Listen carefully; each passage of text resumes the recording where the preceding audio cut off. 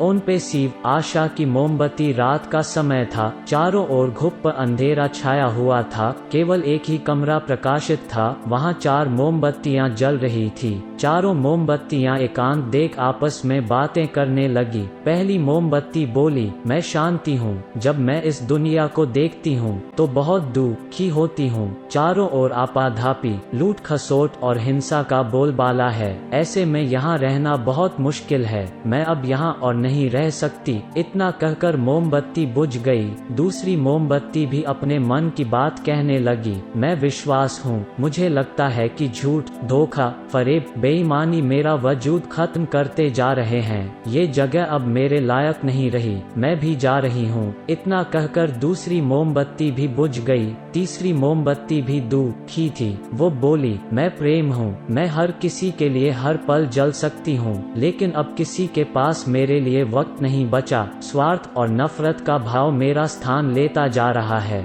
लोगों के मन में अपनों के प्रति भी प्रेम भावना नहीं बची। अब ये सहना मेरे बस की बात नहीं। मेरे लिए जाना ही ठीक होगा। कहकर तीसरी मोमबत्ती भी बुझ गई।